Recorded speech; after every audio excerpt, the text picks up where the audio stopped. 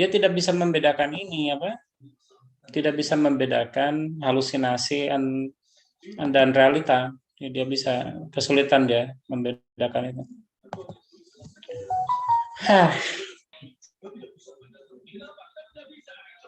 Saya sedih lihat film ini. Apa namanya? Orang pintar itu bisa berakhir buruk kalau tidak berada di lingkungan yang sehat. Jadi lingkungan yang sehat itu jarang sekali ada. Saya berdoalah supaya semoga kalian semua kalau bekerja nanti dapat lingkungan yang sehat. Amin. Amin. Ini mukanya pada kemana ini?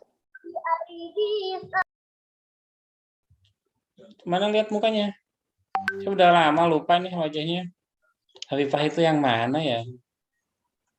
Habibah kamu yang mana? Saya lupa kamu yang mana. Nah kan susahnya kalau kuliah online tuh gini, kalau kuliah apa di dalam kelas kan saya suka ingat, oh dia yang sering duduk di situ, dia yang sering duduk di belakang, dia yang suka ngobrol gitu. Kalau ini kan susah saya. Saya ingatnya ini aja, Fatur yang suka pakai kopiah itu. Mana kopiahnya? Fatur pakai dong, biar dapat nilai A dari saya. Oh iya Pak, saya pakai ya. Oh iya beneran bawa kopiah dulu. Ayo pakai. Bener gitu. Keren.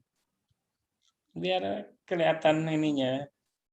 Saya ini apa namanya, bosan juga di sini. Lapar lagi pula ini, kalau beli makan kemana ya?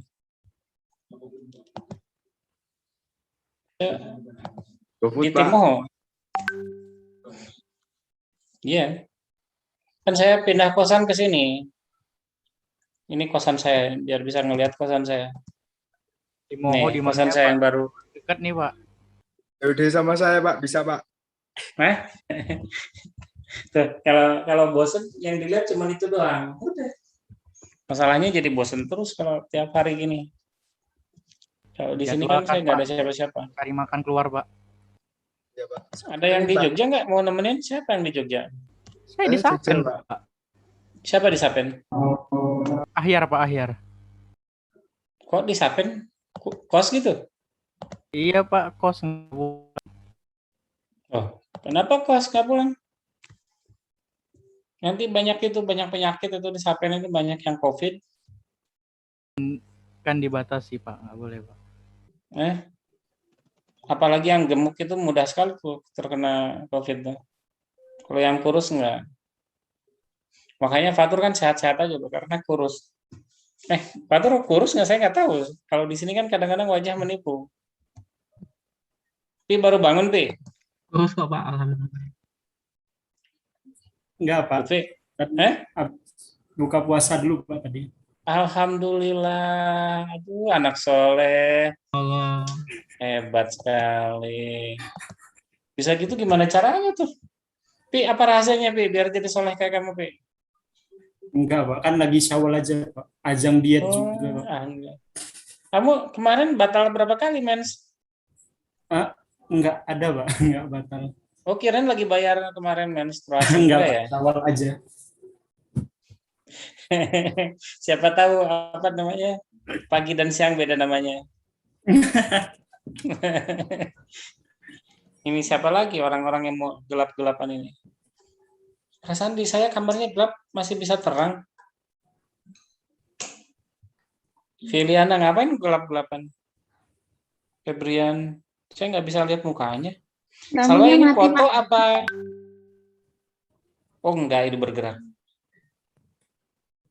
Mana lagi? Tias kenapa burem? Kamera laptopnya Pak udah jelek. Oh, beli dong. Bilangin ke orang tuanya. Ini di rumah apa di kosan? Di rumah Pak. Bilangin. Mana orang tuanya bilang? Nanti saya ngomong. Suruh beliin laptop baru. Siapa lagi yang gelap-gelapan? Irsyad kenapa dimatiin ini? Maaf Pak, ini masjidnya lama lagi dipakai buat sholat gerhana. Oh, kamu kenapa nggak sholat gerhana? Ada kelas Pak. Tapi ada yang ini kok Pak, ada yang udah ada yang ceramah kok tadi. Wah, kamu nggak soleh tuh. Lutfi tuh soleh tuh. Sholat gerhananya dia duluan tadi. Iya, Pak.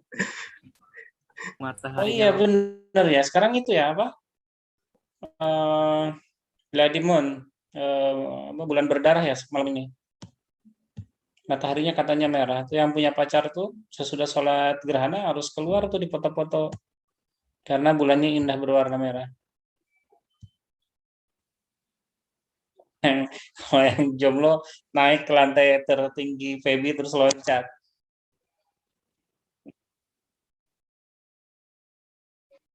Inaya sehat?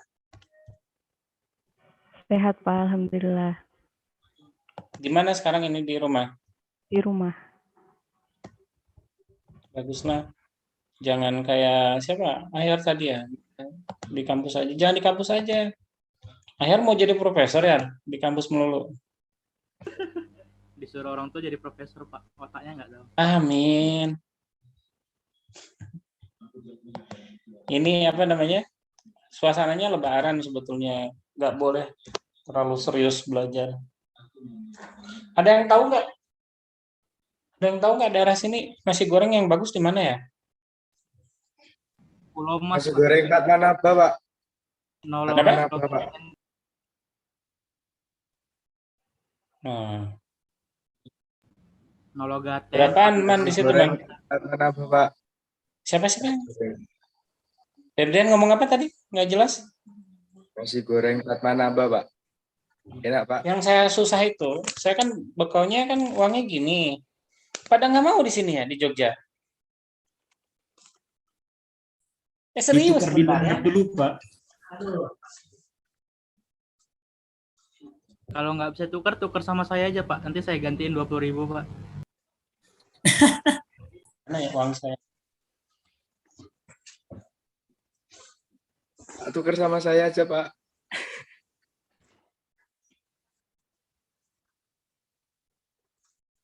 Aneh.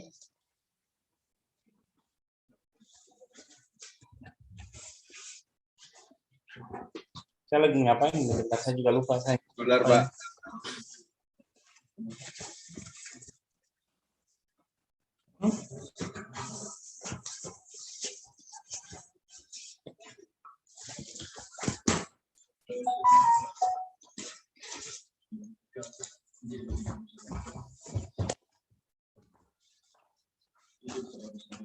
Lah, saya nyimpen uang di mana ya lupa lagi.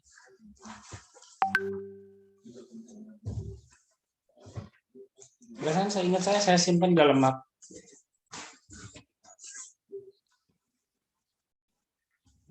Banyak soalnya. Ya Pak, buka jasa penukaran ini Pak. Diambil Febri, Pak. Oh ini ternyata ada. Di Jogja katanya nggak laku ini. Makanya kalau ada yang kesini saya bagi-bagi nih, Inaya satu gitu. Dari Jogja, Pak. Ya alamat Pak Pak, PTW. Pak, Sherlock. Saya Sherlock, itu yang saya bingung itu setiap kali musim Lebaran itu pas Lebaran tanggal 1 Syawal itu para orang tua jatuh miskin, anak-anak jadi kaya raya. Benar nggak itu? Anak-anak tuh gimana ya? Nggak mikir orang tuanya susah cari uang. Anak-anak tuh ya kalian. Pak, 75.000 bukannya udah berlaku, Pak? Kemarin Masa? saya di Kopi Milenial Gunung Kidul bisa, Pak? Iya, tapi saya kemarin jajan, saya beli tahu tuh di Sapen, harganya 500-an. Saya beli 2 biji, saya kasih uang ini. Wah Pak, nggak bisa Pak, nggak laku katanya gitu. Beli 2 biji Pak. Nggak ngamuk Pak yang Indomaret dua. laku, Pak. Indomaret. Udah, ini apa namanya? Kalian terlalu sering hidup serius sama dosen yang lain, jadi ngelihat saya jadi aneh. Apa namanya? Ini KKN katanya kapan mulai? 12 Juli ya? Juli, Pak. Sampai 31 Agustus, Pak. Berarti kan masih lama ya. Tapi udah ada pembagian dosen segala macamnya.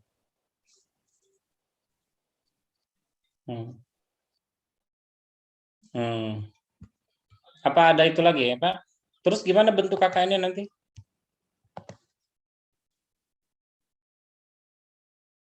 Boleh KKN di rumah masing-masing atau gimana?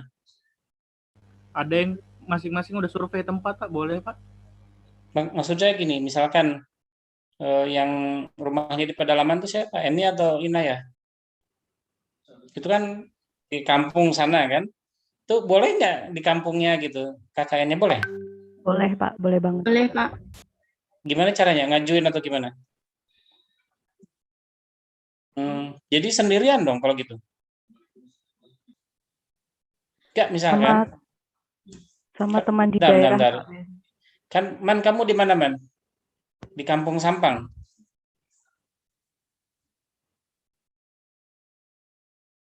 Loh, berarti kamu nanti ke sini dong, Juli.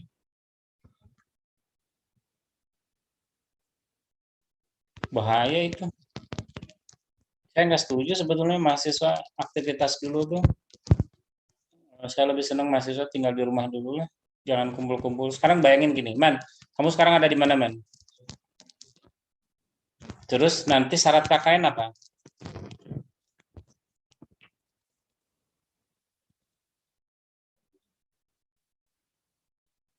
Iya.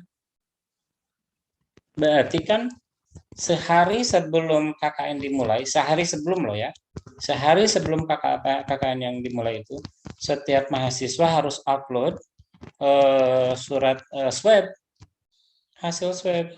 Kalau nggak gitu, kan bahaya. Misalnya gini, Man, kamu dari Sampang dalam keadaan sehat, di perjalanan ketemu orang, itu siapa yang jamin itu ketemu orangnya apa namanya sehat walafiat itu?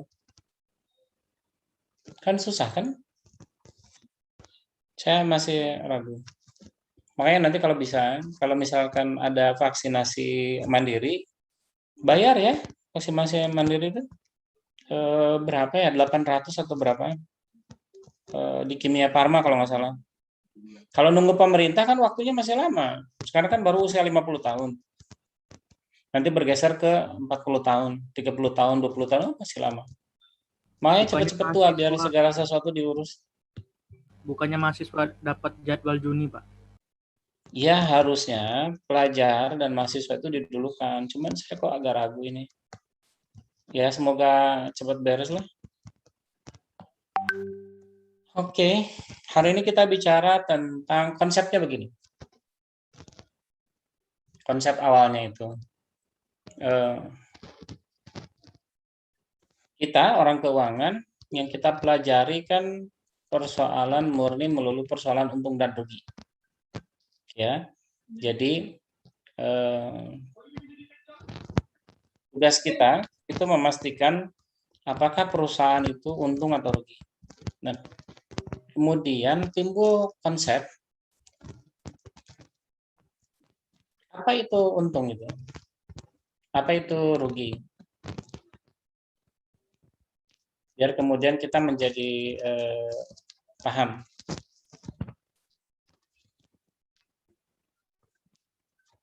Kalau misalkan kita gini, kita sebagai orang manajemen keuangan, apa sih kemampuan kita yang paling utama? Kemampuan kita yang paling utama itu memastikan efektivitas dan efisiensi. Jadi suatu usaha kita sebut menguntungkan ketika kita efisien. Artinya untuk setiap sen uang yang kita keluarkan itu haruslah menghasilkan laba. Ya. Jadi konsep dari nilai tambah itu adalah keadaan bagaimana kita bisa menambah dari sesuatu yang kita punya. Misalkan gini, saya menjual nasi goreng. Harga dasar nasi goreng, kalau saya membuat nasi goreng itu kalau di rumah ya, di Balai Endah kan saya bikin tempat makan tuh.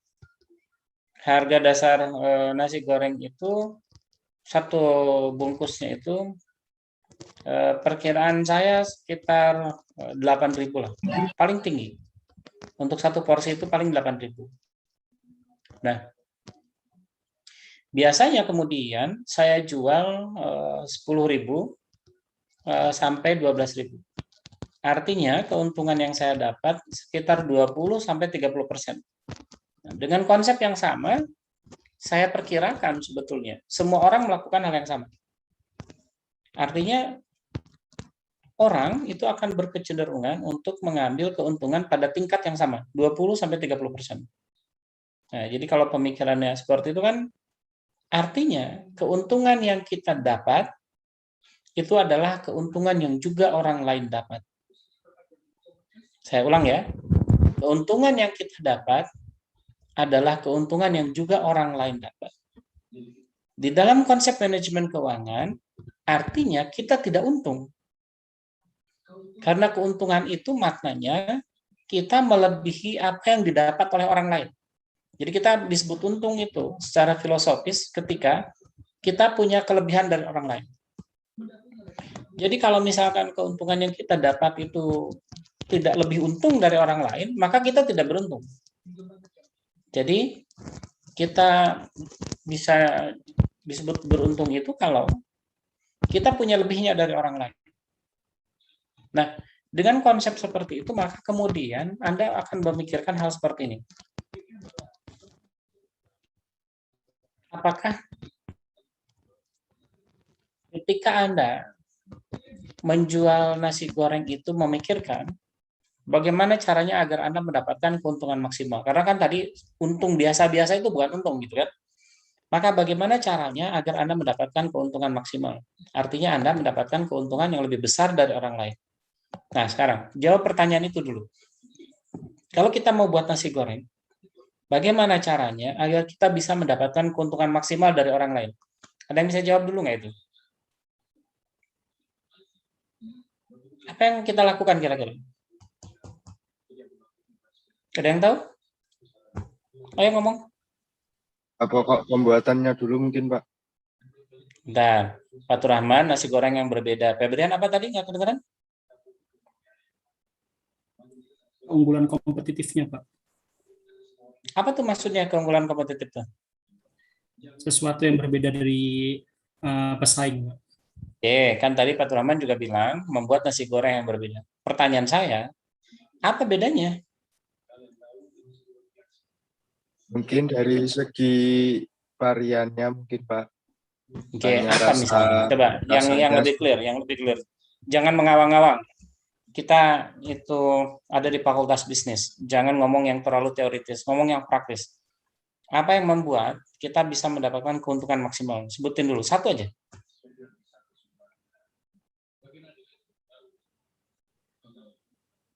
cari bahan dengan berbeda.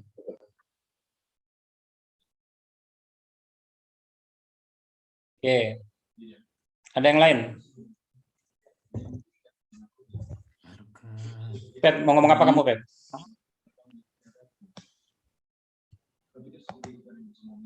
Sudah diwakilkan, Pak, tadi, Pak, mengenai Oke. Ada yang lain lagi? Memberikan inovasi, Pak, mungkin. Gimana Nafia? Inovasinya gimana? Seperti yang dikatain Mas Arman tadi, mungkin kalau misal nasi goreng biasa tuh cuma pakai ayam, mungkin kita bisa memberi keju atau gimana gitu, Pak, buat toppingnya. Maksud saya begini. Kan biar beda sama yang lain. Kalau misalkan kita menambah sesuatu, berarti modalnya ditambah dong. Betul nggak? Ya, modalnya ditambah. Karena modalnya ditambah, berarti modal dasar nasi goreng kita lebih besar dari orang lain. Betul nggak? Iya, Pak. Benar, Pak. Kalau modal dasar kita lebih besar dari orang lain, apa itu artinya maka kemudian selisih keuntungannya jadi berubah? Paham maksud saya? Oke. Jadi ketika harga dasar kita tidak sebanding lagi dengan harga dasar orang lain, maka kita tidak bisa membandingkan itu karena tidak equal, tidak sebanding. Maka kemudian kita harus membuat alat banding baru. Nah, saudara sekalian, jadi begini. Di dalam konsep nilai tambah itu, kadang-kadang kita memikirkan konsep penambahan itu Bisa dari banyak sekali aspek. Tadi misalkan bahan dasar. Bolehkah dilakukan itu? Boleh. Misalkan bahan dasarnya tadi dirubah. Jadi asalnya pakai ayam jadi ayam kampung. Tapi harus ditimbang apakah kemudian oh ya Asa juga soleh tuh udah pakai peci juga. Ya, siapa yang lain menyusul pakai peci? Dibuka lagi. Aduh, saya pengen ketawa. Aduh, ya man, boleh man. Ayo, siapa yang pengen A? Kasih kopi ya. Oke, jadi ketika kita menambah sesuatu yang kemudian mengakibatkan modal dasar kita naik, maka kita tidak adil lagi membandingkan apa yang kita jual itu dengan apa yang orang lain jual. Maka kemudian yang harus kita timbang bukan berapa untungnya, tetapi berapa persen untungnya. Biar kemudian jadi adil kan? Berapa persen untungnya dan berapa persen importnya, berapa penambahan kinerja yang kita lakukan untuk itu. Misalkan apakah karena perubahan dari bahan itu akan mengakibatkan kita bekerja lebih keras nggak mengerjakannya? Bias, matiin mic-nya dulu. Nah, kalau misalkan ternyata kemudian kita tenaga yang kita keluarkan itu lebih banyak, maka kemudian kita harus nimbang dua hal yang berikutnya. Apakah tenaga harus dihitung di dalam proses itu?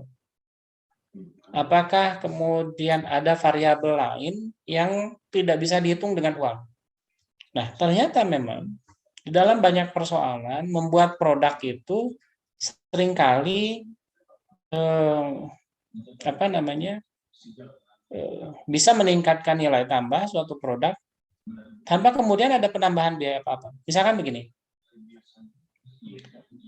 Anda tahu nggak produk barang-barang kita yang bajakan, misalkan ada Anda buat kerudungnya, Anda buat kerudung, modal dasarnya kerudung itu sekitar kurang lebih 7.000 sampai 9.000. Kemudian Anda kasih bordirnya misalkan kerudung paling mahal yang Anda kenal siapa?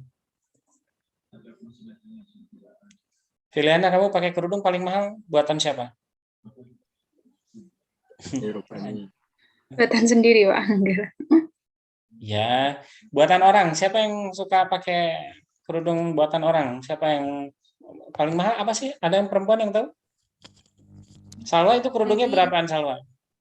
Ini Pak Rabani, Pak. Nggak tahu. Nah, Rabani. Oke, Rabani berapa kerudungnya? Kalau segi 4 biasanya kan orang lain menjualnya 10 ribuan gitu, tapi ini Rabani itu 50-an kurang kalau nggak salah. Nah, sekarang kalau kita perhatikan, adakah kemungkinan kerudung dengan bahan dasar yang sama, tetapi kemudian harganya berbeda hanya gara-gara ada logo Rabani? Ya kan? Bisa jadi kan? Jadi barangnya persis sama, bahannya persis sama, hanya gara-gara ada logo Rabani di kerudungnya, maka harganya berubah. Nah, dengan berpikir sederhana seperti itu, sekarang Anda jadi paham bahwa makna dari nilai tambah itu sebetulnya sederhananya adalah penambahan perilaku kita terhadap produk yang mengakibatkan harga produk itu jadi naik. Nah, tapi tentu saja alat bandingnya harus equal, kata saya tadi. Kalau kita membandingkan sesuatu yang tidak sebanding, menjadi tidak sebanding lagi kita menyebutkan itu.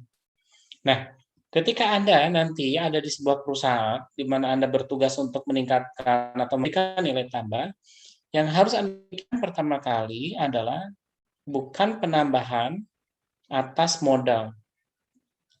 Tentu saja, misalkan Anda punya HP biasa, kemudian di sekelilingnya Anda pasangin jamrud, harganya jadi mahal. Tapi di mana letaknya Anda berhasil menambah nilai tambahnya? Tidak ada. Jadi HP ini bertambah nilainya, harganya hanya gara-gara memang harganya lebih tinggi. Makanya kemudian dia dihargai lebih tinggi.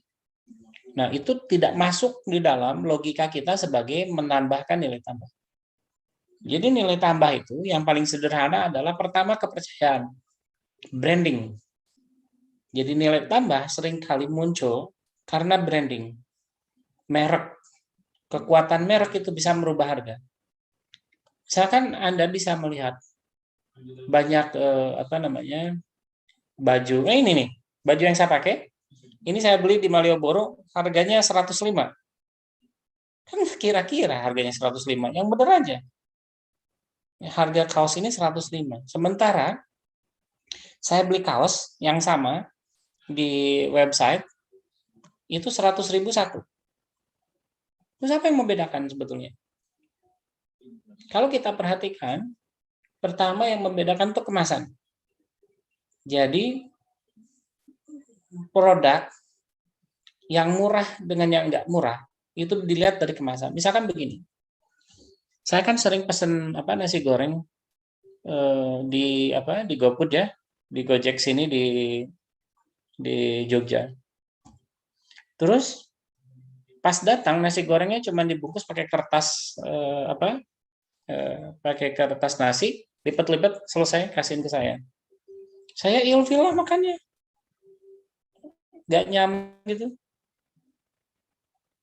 Beda misalkan dikasih styrofoam, dikasih bungkus plastik yang kelihatan kemudian membuat kita merasa lebih nyaman makannya. Nah, di dalam banyak hal sebetulnya merubah produk itu kadang menjadi tidak sederhana. Itu butuh waktu sampai Anda menemukan di mana kelebihan produk Anda dari produk orang lain tanpa menambah modal terlalu besar. Jadi yang harus dipikirkan ketika Anda melakukan nambahan nilai itu adalah bagaimana caranya menambahkan nilai produk Anda, tetapi jangan ada perubahan modal terlalu besar. Jadi itu yang Anda harus pikirkan. Karena kalau misalnya Anda ingin mengacu pada produk Anda itu persoalan brand semata-mata, agak sulit. Karena kepercayaan itu dibangun bertahun-tahun. Saya pernah bercerita pada Anda bahwa ada kemungkinan kita memberikan harga dengan harga yang kita anggap harga wajar. Misalkan begini, saya dulu pernah cerita itu, saya aneh sama satu produk kerudung, harganya tinggi sekali. Gitu. Ketika saya tanya, kenapa harganya mahal? Ya karena saya ingin aja, katanya. Dia karena ingin aja ngasih segitu harganya. Nah, kemudian yang dia lakukan pertama adalah dia tidak pernah membeli bahan baku yang semata-mata asal murah diambil, enggak. Dia relatif membeli bahan baku yang tidak dimiliki oleh orang lain, harganya mungkin sama. Kemudian dia pasang harga tinggi. Plok, misalkan kerudungnya 100.000 gitu. Kemudian dia membangun image bahwa harga kerudungnya 100.000. Kemudian dia kasih merek di kerudungnya dan harganya naik. Kemudian ketika orang beli, apa yang dia beli sebetulnya? Yang dia beli itu harga, bukan kualitas. Kualitasnya sama kan kata saya tadi. Nah, tetapi tentu saja perilaku ini membutuhkan keberanian untuk berani pasang tarif gede gitu ya. Nah, itu butuh keberanian tersendiri. Nah, kadang-kadang kalau Anda nanti menjadi pebisnis, teknik yang barusan itu bisa juga dilakukan. Anda berani aja pasang plok harga tinggi, selesai. Kalau misalkan Anda perhatikan, misalkan saya sering posting soal brownies saya kan kemarin, itu harganya 25 sampai 27.000. Ukurannya kecil, sebesar ini, sebesar tablet saya ini. Jadi seukuran tangan lah kira-kira. Dan isinya itu hanya 9 potong. Jadi 3x3. Browniesnya ukurannya segede gini.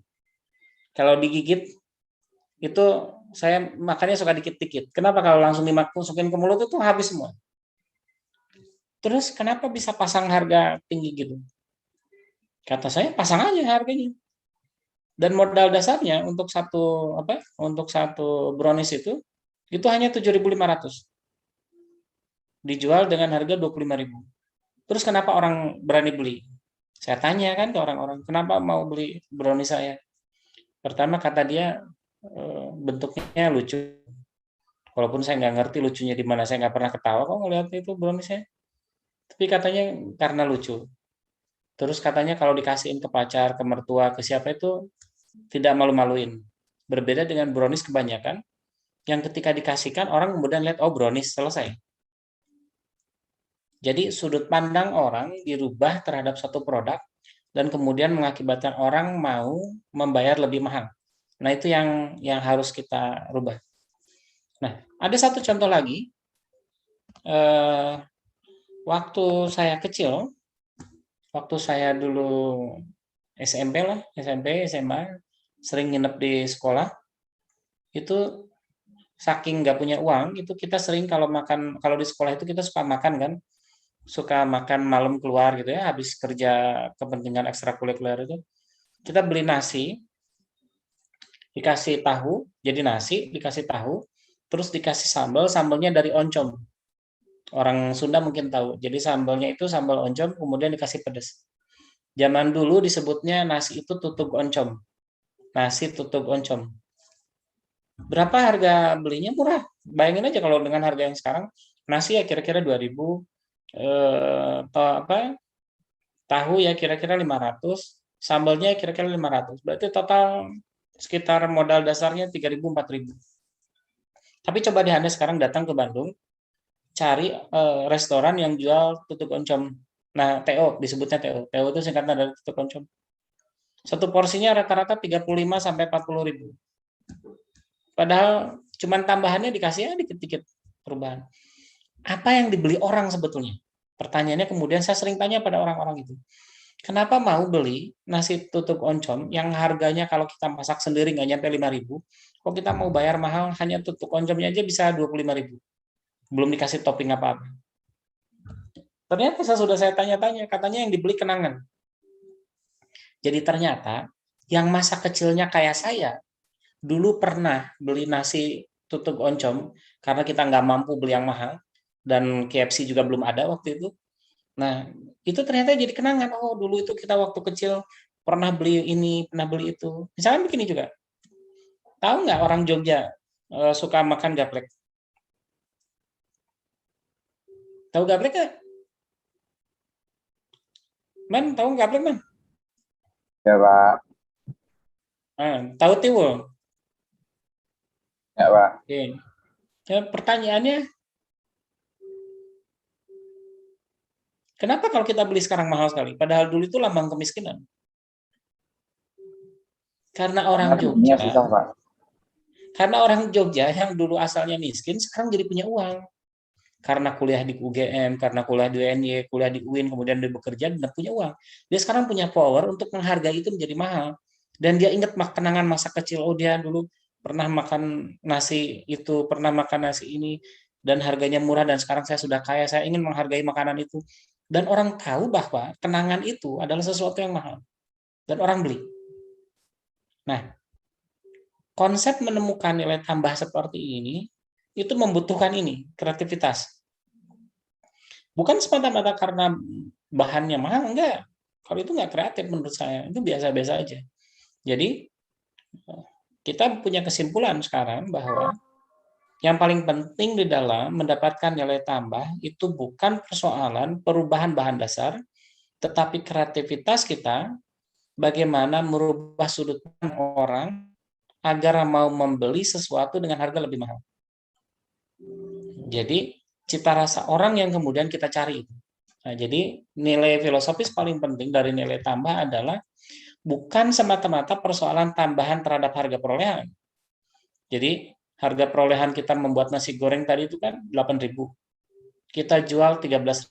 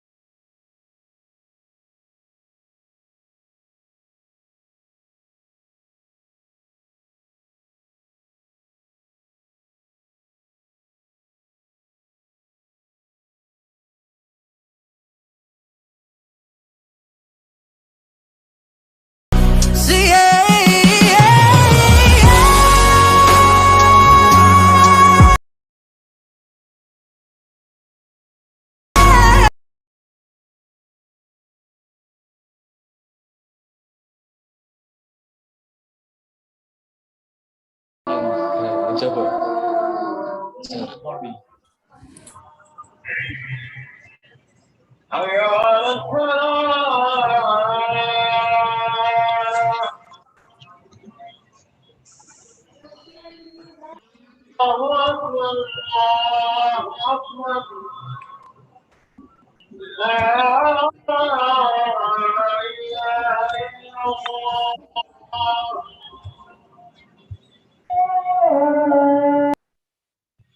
Nah, baik kita teruskan. Tanya, Jadi kalau kenapa? Jadi kalau misalkan pertimbangannya seperti tadi, maka kita harus mempertimbangkan banyak hal agar produk yang kita jual itu memiliki nilai tambah. Nah, saya sudah membuat rangkuman mengenai pemahaman nilai tambah jika kita melihat dari persoalan yang kita hitung tadi. Jadi sumber nilai tambah kalau begitu bukan persoalan perubahan selisih dari harga perolehan, tetapi nilai tambah yang baik itu sebetulnya bisa kita rencanakan, kita hitung kalau kita melihat pada seluruh proses tahapan produksi. Dengan kata lain, kita bisa membuat nilai tambah itu dari semua tahapan tuh. Misalkan, kalau Anda kapan-kapan datang ke Australia, itu Anda akan menemukan bahwa sapi, daging ayam, itu ada yang beda harga pada kilonya sama. Tahu nggak? Ada yang pernah tahu? Ada yang pernah ke Australia? Atau pernah ke Amerika lah? Di Amerika juga sama. Di Amerika, di beberapa negara Eropa sama. Ada yang tahu kenapa? Kilogramnya sama. Jadi ayam kilogramnya sama, sapi kilogramnya sama, lamb, kambing muda kilogramnya sama, tapi harganya beda. Apa kira-kira yang bisa membuat itu beda? Oh ya, ada yang tahu? Tipe dagingnya, Pak. Sama persis. Tipe dagingnya sama persis. Perawatannya gimana? Satu pakai medikur pedikur gitu.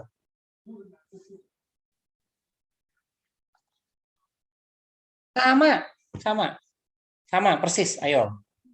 Apa yang membedakan? Layanannya. Brandnya Pak, brand. Brandnya sama. Dipotong sama nggak dipotong, Pak? Nah, itu dia. Siapa yang jawab barusan? Sylvia? Ayah. Oke, Sylvia. Ternyata yang membedakannya, yang satu pakai gilotin, yang satu pakai pisau. Ngerti nggak maksudnya? Ada yang paham? Jadi di beberapa negara tertentu, apalagi Cina ya, Cina lebih parah lagi. Kalau motong ayam, kalau di kita apa? Potong, pakai bismillah, kemudian dibiarkan sampai dia mati, kemudian sesudah dia mati baru dimasukin ke air panas, dicopotin bulunya. Di Cina enggak, letuk gitu, kepalanya dipukul, udah gitu dilempar ke dalam panci, selesai.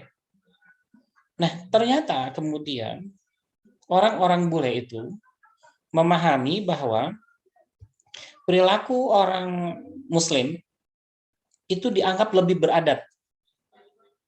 Jadi orang Muslim yang memotong hewan itu dengan bismillah, dengan segala macam, ada aturan segala macam, rigid, itu dianggap kemudian menjadi lebih manusiawi. Jadi lebih baik perlakuan kita terhadap hewan. Jadi akhirnya yang membedakan harganya hanya logo halal. Ngerti nggak? Ayam yang ada logo halalnya, sapi yang ada logo halalnya, itu lebih mahal daripada sapi ayam yang nggak pakai logo halal. Kan nggak logis di kepala kita. Apa alasannya? Di mana logikanya gitu? Ayamnya sama, sekian kilonya sama. Di Indonesia nggak ada itu. Coba Anda pernah lihat ayam daging ayam terus digantungin di lehernya itu, digantungin halal, nggak ada kan? Karena kita nggak perhatian terhadap itu. Ternyata binatang yang pakai gilotin. Jadi kalau di Eropa itu biasanya sapi itu pakai gilotin. Jadi kepalanya itu dimasukin ke dalam lubang, terus nanti pisaunya meluncur dari atas, cek gitu. Itu dulu alat untuk membunuh orang ketika dihukum mati. Jadi sapi itu plek gitu, cering, kepalanya lepas dari badannya. Itu ternyata itu dianggap berlebihan gitu. Nah, dianggap orang Muslim kemudian itu lebih beradab. Misalkan klausul halal itu untuk lingkungan Australia, New Zealand itu beradab juga persoalan Muslim itu relatif lebih menghargai hewan ternaknya. Kalau Anda perhatikan hewan ternak babi itu dipeliharanya gimana caranya? Itu kandangnya sempit, kemudian dia dikasih makan segala macam itu pakai selang, dan kemudian dia besar kemudian dipotong. Lihat kalau orang Muslim gimana? Enggak. Walaupun orang Muslim sih enggak babi ya. Orang Muslim itu sapi itu dibebasin terbuka. Nah, jadi persoalan sederhana itu ternyata Anwar kenapa?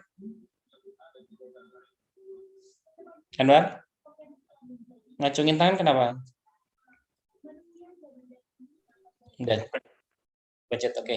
Nah, jadi ternyata sekarang kita jadi paham juga. Hanya gara-gara perlakuan kita terhadap produk itu bisa menghasilkan nilai tambah.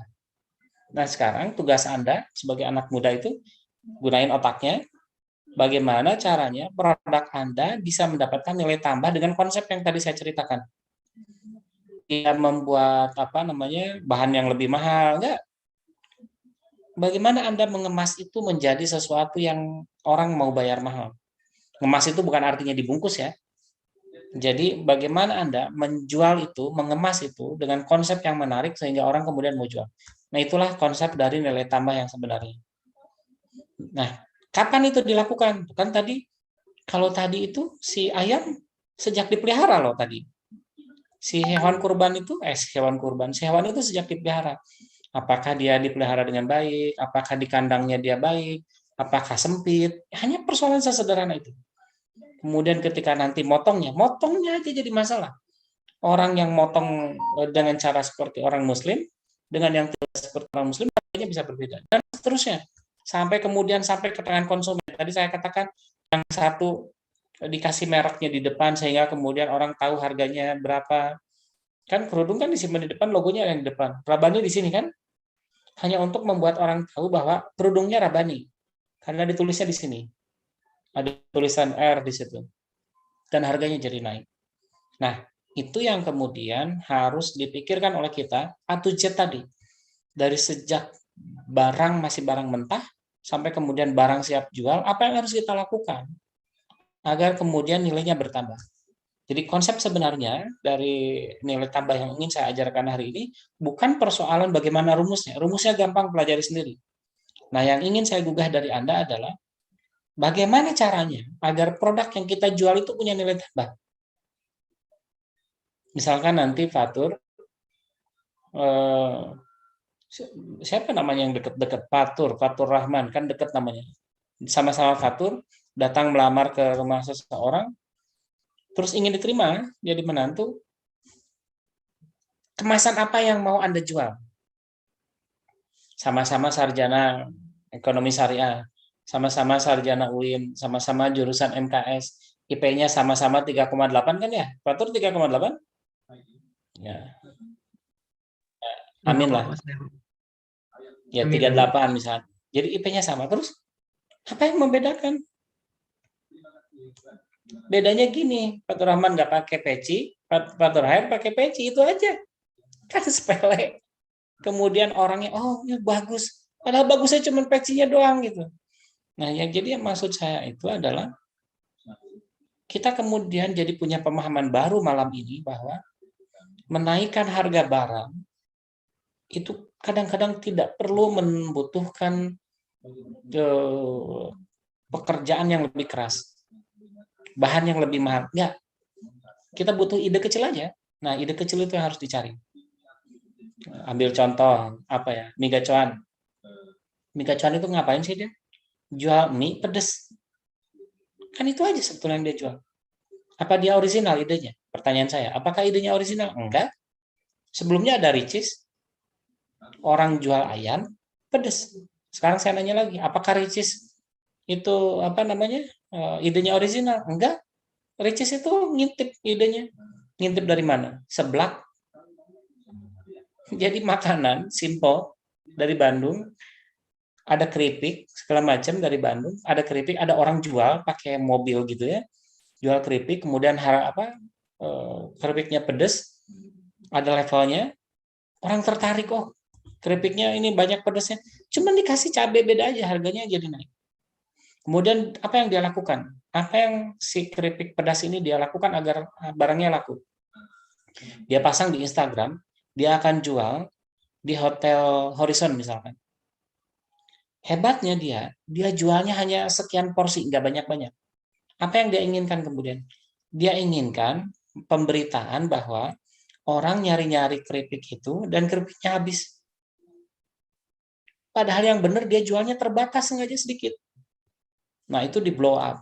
Kemudian lahirlah Ricis. Sesudah Ricis lahirlah Mega Cuan.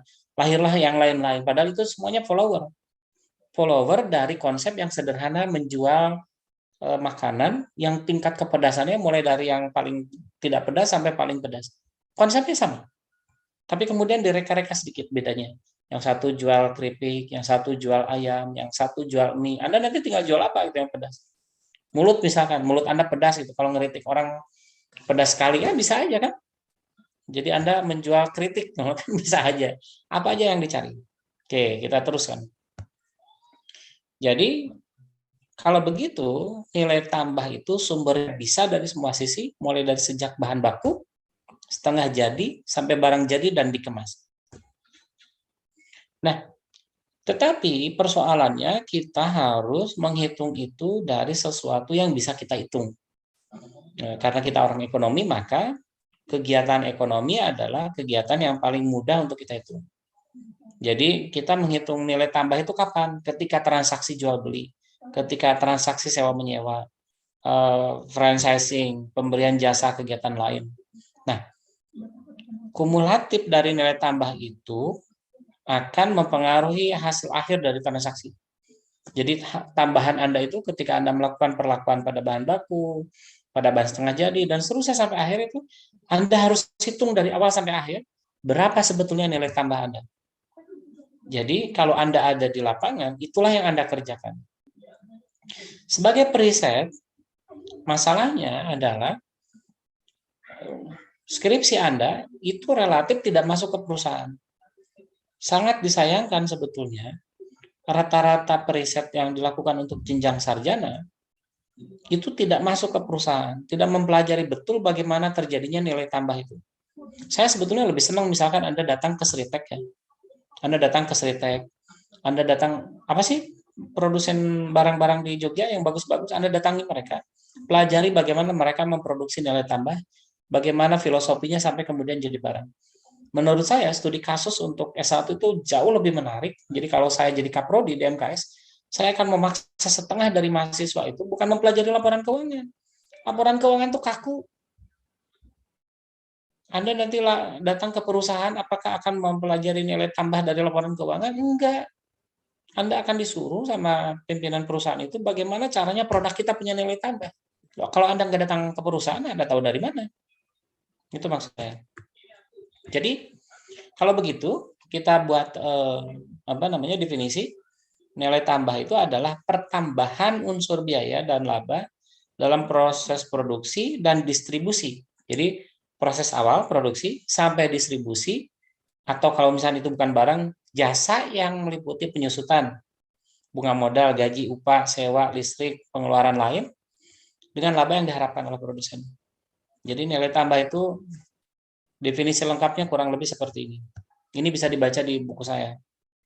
Nah, saya tadi mengatakan kalau begitu, apa kesimpulan pokoknya dari nilai tambah? Nilai tambah itu adalah timbul karena harga yang mau dibeli atau bersedia dibeli oleh konsumen.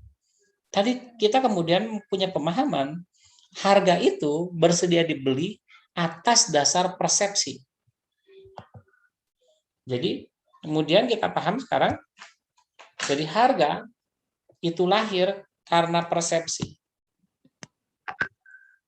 Jadi bagaimana persepsi orang terhadap nilai atau manfaat yang dihasilkan barang dan jasa. Jadi kita tidak cuma sekedar menghargai berapa nilai itu dari barang dasar, dari bahan baku. Sendal misalkan, sendal di Yogyakarta itu kan ada 2 jenis, ada sendal swallow, ada sendal yang ada tulisan Jogjanya.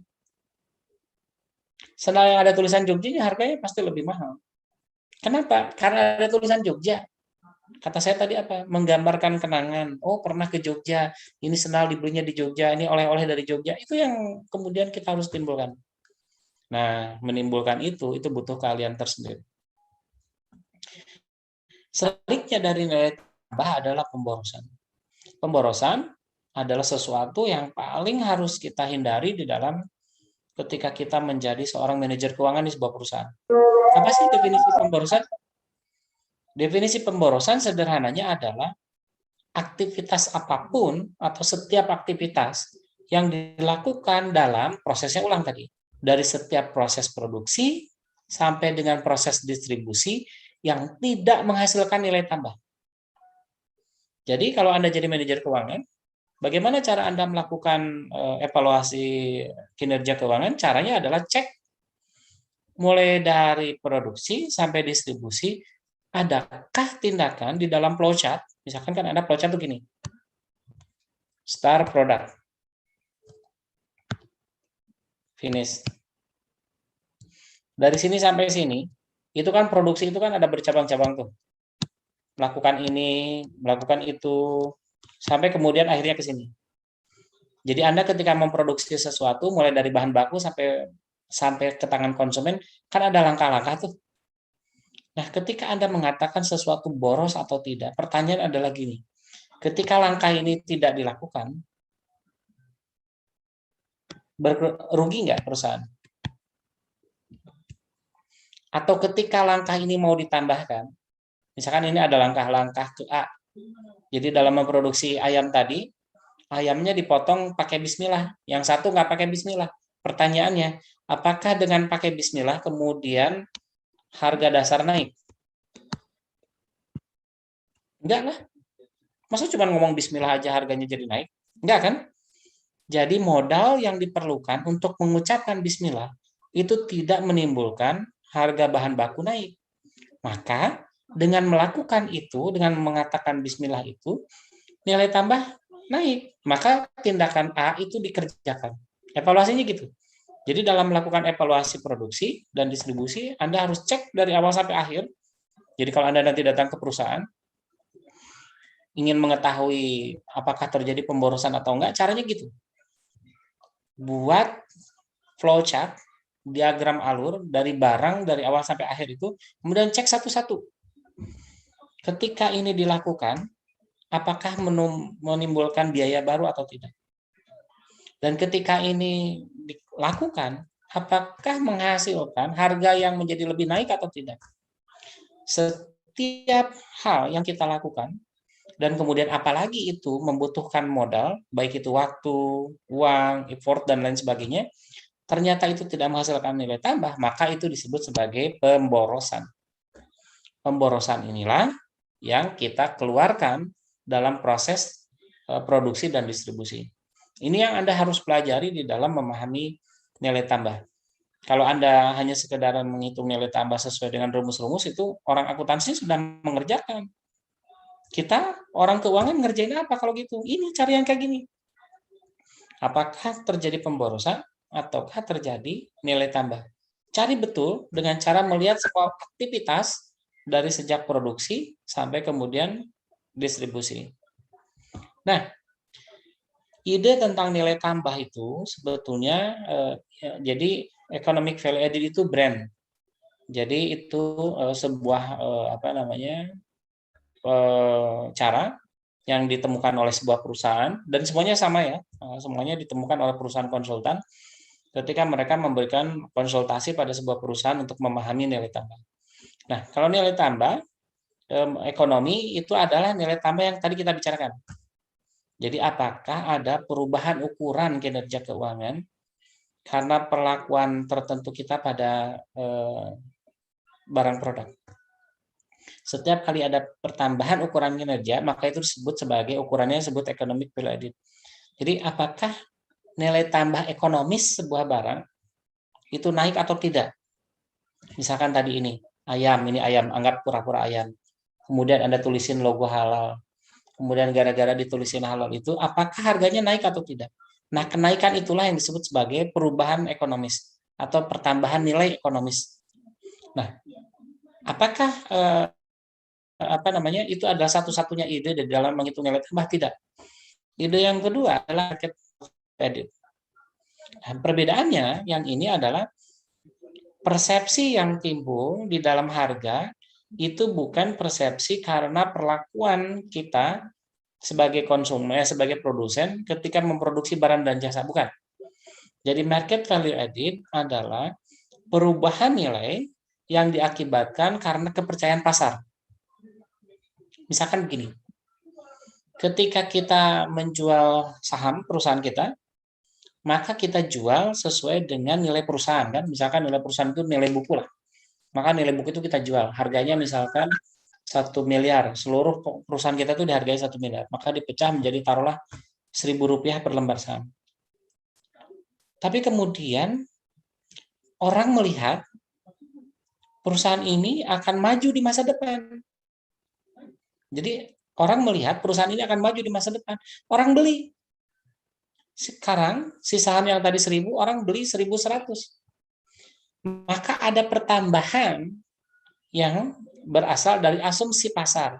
Market value itu adalah nilai tambah yang diakibatkan oleh pasar. Jadi jangan bayangin harga ayam lagi, bukan harga satuan lagi, tapi harga perusahaan secara keseluruhan. Jadi market value added berbeda dengan economic value added yang bisa digambarkan dengan cara sederhana terhadap produk, barang, dan jasa. Nah, kalau market value added itu lebih pada nilai perusahaan. Nah, sekarang pertanyaannya begini, kalau Anda ditanya oleh atasan Anda di perusahaan Anda, bagaimana caranya menaikkan market value added itu? Inilah yang sering Anda lakukan di dalam skripsi Anda sebut sebagai teori signaling. Jadi Anda harus sebanyak-banyaknya memberikan sinyal pada masyarakat tentang kemajuan perusahaan Anda di masa depan. Itu yang Anda harus lakukan untuk menaikkan ini. Kalau yang tadi, ini kan bagaimana caranya Anda membuat sesuatu yang kreatif agar bahan baku yang sama itu dinilai dengan harga yang lebih besar oleh orang lain karena perubahan persepsi orang terhadap nilai dan manfaat. Jadi kalau economic value itu perubahannya dilakukan dengan cara membuat bagaimana caranya kreativitas kita meningkatkan harga dasar tadi. Kalau ini nggak ada hubungannya dengan harga dasar. Jadi market value added itu nggak ada hubungannya dengan harga dasar. Hubungannya adalah merubah persepsi orang tentang harga perusahaan Anda. Harga perusahaan Anda tadi 1 miliar. Nah, bagaimana caranya agar persepsi orang, oh harga perusahaan Anda itu 1 miliar, lebih dari 1 miliar. Bagaimana caranya merubah anggapan itu? Rubahlah dengan cara buat orang percaya bahwa di masa depan perusahaan Anda akan untung. Kalau mereka percaya perusahaan Anda akan untung di masa depan, artinya keuntungan itu nanti kan akan disimpan di dalam perusahaan, akibatnya nilai perusahaan akan naik, atau keuntungan itu akan diberikan pada Anda, para pemilik perusahaan. Persepsi itu yang akan membuat perusahaan Anda menjadi harganya naik. Sekarang kata kuncinya sama ternyata kalau begitu. Jadi, harga itu ditentukan oleh persepsi orang. Jadi economic value added itu karena tadi kreativitas, persepsi yang ini karena bayangan orang tentang keuntungan perusahaan di masa depan atau kemajuan orang di masa depan. Ada satu konsep lagi namanya cash value added. Ini sebetulnya agak mirip dengan economic value added. Hanya perbedaannya ini lebih pada perhitungan arus kas. Seperti yang saya ceritakan pada sebelumnya bahwa buat orang tertentu seperti saya, perhitungan arus kas itu menjadi jauh lebih penting daripada perhitungan yang lain. Karena kita ingin tahu apa yang mengakibatkan perubahan keuntungan di dalam perusahaan kita. Misalkan tadi, Kalau di dalam cash flow audit kan dipertimbangkan betul itu. Apakah mungkin misalkan perubahan harga itu ya kemudian mengakibatkan nilai tambah itu Anda memiliki pemahaman yang lebih baik terhadap harga. Oh, ini perusahaan ini tahan banting terhadap depresiasi, apresiasi dan seterusnya. Jadi investor itu harus memahami betul berapa arus kas yang berubah yang timbul untuk setiap kali Anda melakukan aktivitas tertentu. Nah, cash flow audit itu bedanya begitu. Tetapi secara konsep perhitungan sebetulnya itu mirip dengan economic value added walaupun rumusnya agak berbeda. Nah, saudara sekalian, itulah materi yang ingin saya sampaikan hari ini. Baik, saya ingin uji coba sedikit saja. Khairul Nisa. Nisa? Dengar suara Pak. saya? Oke. Dengar, Pak. Coba terjemahkan dengan kalimat sederhana. Nilai tambah itu apa? Nilai tambah itu pertambahan nilai tambah itu pertambahan nilai dengan melakukan aktivitas ekonomi yang tidak menaikkan harga pokoknya, Pak. Boleh. Ya, sederhana aja gitu dulu, oke ya. Salwa, coba buat terjemahan lain, definisi dari nilai tambah pakai bahasa sendiri, gimana?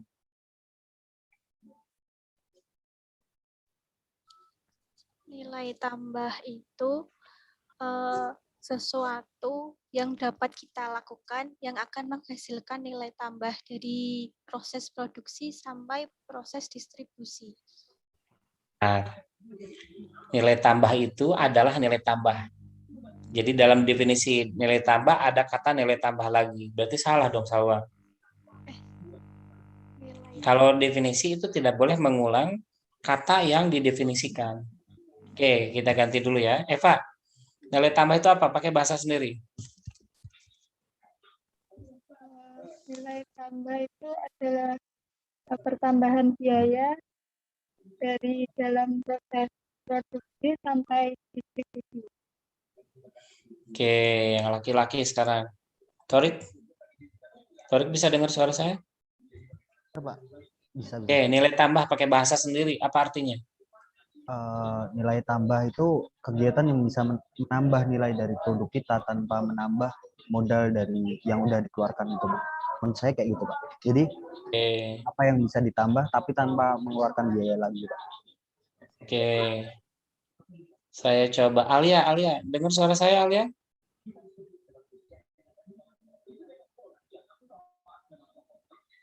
Alia,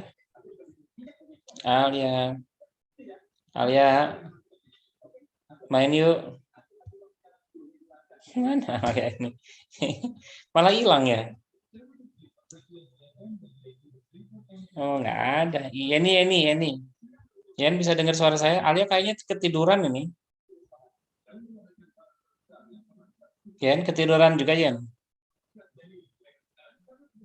Enggak, Pak. Oke, Yan gimana, Yan? Nilai tambah pakai bahasa sendiri. Nilai tambah itu keadaan bagaimana kita menambah dari sesuatu yang kita punya, Pak. Nah, hampir nih. Tapi masih salah. Meliana. Saya pengen ada seorang yang ngomong lebih benar. Meliana? Ya, Pak. Oke, nilai tambah itu apa? Nilai tambah itu tambahan atau kelebihan terhadap harga perolehan. Itu dulu deh. Jadi, nilai tambah itu keuntungan atau perbedaan atau kelebihan, apapun istilah yang Anda gunakan. Jadi, nilai tambah itu bukan kegiatannya. Ngerti ya? Anda yang tadi, pembicara pertama, kedua, ketiga itu, seakan-akan mengatakan nilai tambah itu kegiatannya. Bukan. Nilai tambah itu penambahannya, keuntungannya. Ya, kalau misalkan Anda tadi mengatakan pada proses produksi, distribusi, itu aktivitasnya, kegiatannya. Kalau nilai tambah itu hasilnya. hasil dari aktivitas gitu. Ya, hati-hati salah. Oke, Sylvia ini udah nyalain kamera, oke. Pemborosan itu apa? Pakai bahasa sederhana ya. Pemborosan itu aktivitas yang dilakukan dalam setiap produksi sampai distribusi yang tidak memberikan nilai tambah. Nah, gitu. Udah, simple. Nggak perlu bahasa yang aneh-aneh tinggi-tinggi ya. Jadi pemborosan itu aktivitas yang kita lakukan di dalam perusahaan untuk memproduksi barang dan jasa dan tidak menghasilkan nilai tambah. Itu pemborosan. Oleh karena itu ketika kita ada dalam perusahaan, carilah pemborosan itu. Carilah perilaku, kegiatan, aktivitas yang karena itu kemudian tidak ada hasil apa-apa. Ya jangan dilakukan gitu. Jadi kalau ada aktivitas yang nggak ada untung apa-apanya, hapus gitu. Kira-kira begitu ya. Oke, berikutnya. Irfan. Coba Irfan gambarkan pakai kalimat sederhana. Apa perbedaan konsep yang paling kelihatan antara economic value added dengan market value added? Apa perbedaan yang paling signifikan, Irfan?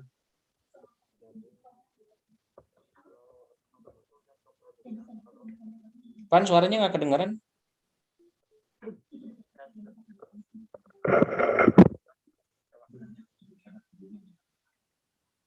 Irfan? Kok saya nggak bisa dengar suara Irfan? Saya aja apa semua orang nggak bisa dengar? Kayaknya ada yang salah tuh, Pan. Kita ganti dulu. Liza? Iya, Pak. Liza, coba secara sederhana pakai bahasa sendiri. Apa perbedaan konsep terbesar antara economic value added dengan market value added? Kalau economic value added itu ada perubahan nilai ekonomi, sedangkan market value added itu perubahan nilai karena kepercayaan pasar. Dikit lagi. Siapa ya? Aulia, dengar suara saya? Aulia? Iya, Pak. Oke. Iya, Pak. Gunakan kalimat sederhana. Apa perbedaan konsep paling pokok antara economic value added dengan market value added? Kalau economic value added itu perubahan nilai dikarenakan kreativitas yang merubah harga dasar. Terus kalau market value added itu perubahan karena persepsi pasar, Pak. Oke, deket ya. Gini, dua-duanya persepsi pasar. Dua-duanya persepsi pembeli, persepsi orang yang membeli. Yang membedakan pada economic value added yang ingin dicari adalah perbedaan persepsi orang terhadap produk atau jasa yang perusahaan kita jual.